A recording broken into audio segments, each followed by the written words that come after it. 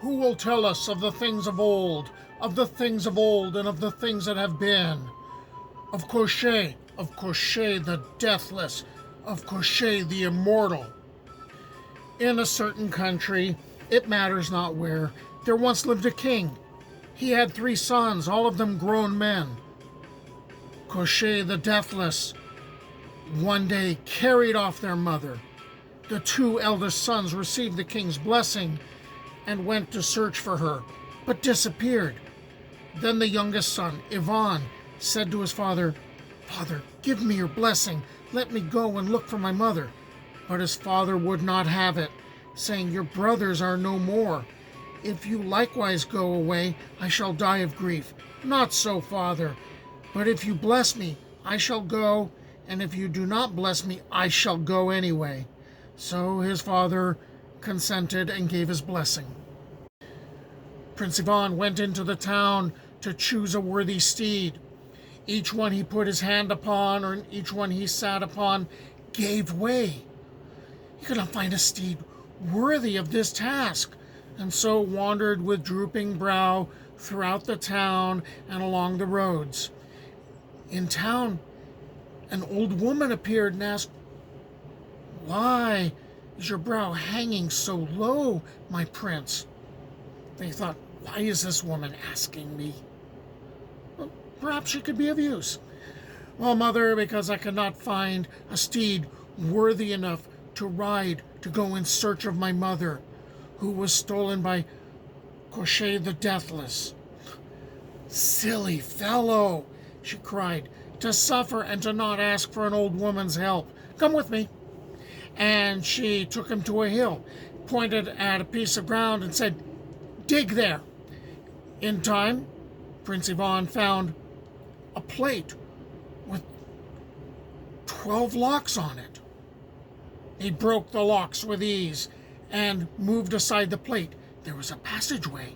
He followed it, and underground he found a chamber. In that chamber was a horse. The horse was bound by 12 chains. The horse neighed at his approach, sensing that this was a hero worthy of riding him. And the mighty steed broke the 12 chains.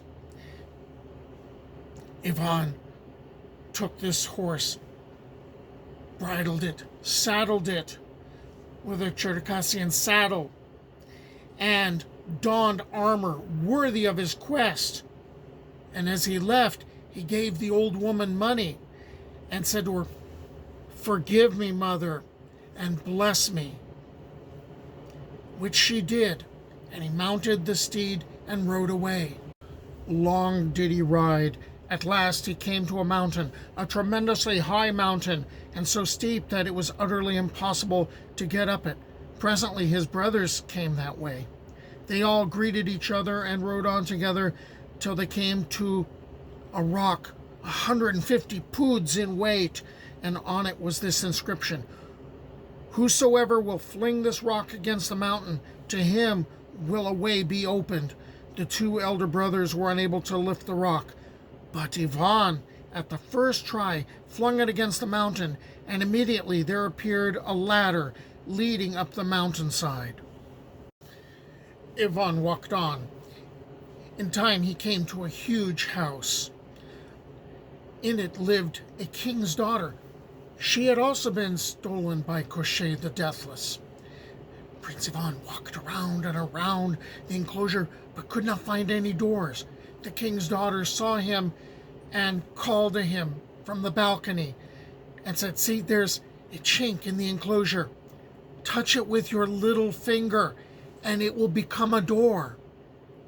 And Ivan did so, and a door appeared.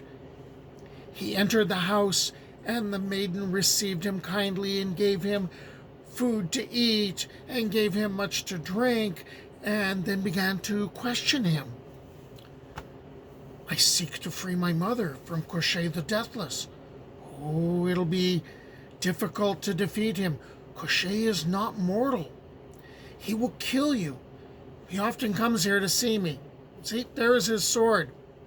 50 poods in weight it is. Can you lift that?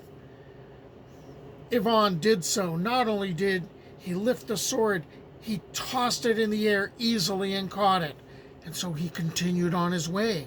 By and by he came to the second house, and he knew how to gain entrance, for there was yet another chink in the enclosure, and he touched it with his little finger. It became a door, and there was his mother. With tears did they embrace. The time came for Koshchei the Deathless to arrive. The mother hid her son away. Suddenly Koshchei the Deathless entered the house and cried out, "Pfui! Pfui! A Russian has been here. A Russian has come into this house. Who has been with you? Was it your son?" "What are you talking about? God bless you. You've been flying through Russia and got the air up in your nostrils. That's what you fancy is here," answered Prince Ivan's mother. And then she drew nigh to Koshchei, addressed him in terms of affection, asked him about one thing or another, and at last said, "Everyone calls you Koshchei the Deathless, Koshchei the Immortal. How can you possibly be immortal? Whereabouts is your death, O Koshchei?"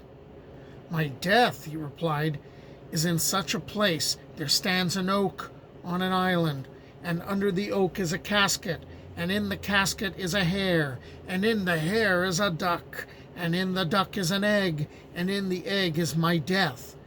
Having spoken thus, Koshchei the Deathless tarried there a bit longer, then flew away. The time came. Ivan emerged from his place of hiding and received his mother's blessing, and he went in search of Koshchei's death. He went a long time without eating or drinking, for these matters were of little importance to him. At last he felt mortally hungry and thought, "Oh, if only something would come my way." Suddenly there appeared a young wolf.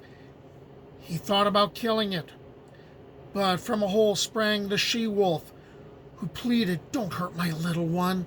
I'll do you a good turn." "Very good." Ivan let the young wolf go.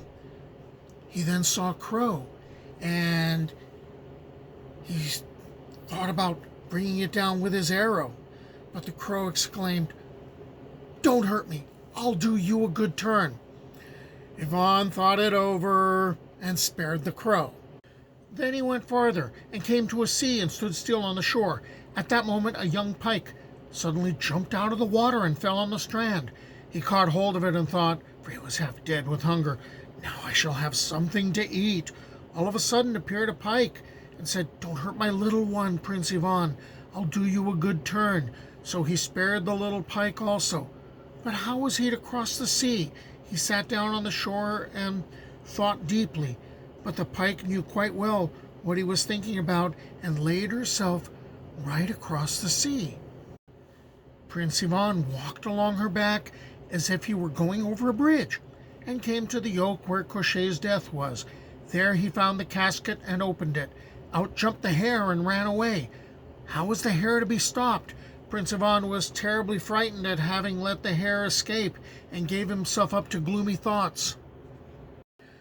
But a wolf, the very one that he had refrained from killing, rushed after the hare, caught it, and brought it to Prince Ivan.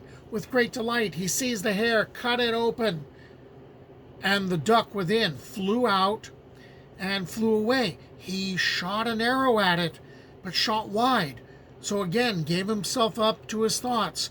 Suddenly there appeared the crow with her little crows, and set off after the duck, and caught it, and brought it to Prince Ivan. The prince was greatly pleased by this, and got hold of the egg. Then when he went on his way, he came to the sea and began washing the egg, and let it drop into the water. However was he going to get it from the water? Again he gave himself up to his dark thoughts. Suddenly the sea became violently agitated, and the pike brought him the egg. Moreover, it stretched itself across the sea once again. Prince Ivan walked along it to the other side, and then he set out again for his mother's. When he got there, they greeted each other lovingly. Then she hid him again as before. Presently in flew Koshchei the Deathless and said, "Pfui! Pfui! There's a smell of Russia here." "What are you talking about, Koshchei? There's no one but me," replied Ivan's mother. A second time Koshchei spoke. "I feel rather unwell." Then Prince Ivan began squeezing the egg, and thereupon Koshchei the Deathless bent double in pain. At last the prince came out from his hiding place, held the egg up, and said, "This is your death, O Koshchei the Deathless." Then Koshchei fell on his knees before him, saying, "Don't kill me, Prince Ivan. Let's be friends. All the world will lie at our feet." But these words had no weight with Prince Ivan. He smashed the egg, and Koshchei the Deathless died. Ivan and his mother took all they wanted and started the journey home. It was at the feast I heard this tale. There it was, I drank mead ale. Though it flowed down my beard, my mouth stayed dry, for never a drop passed my lips, swear I.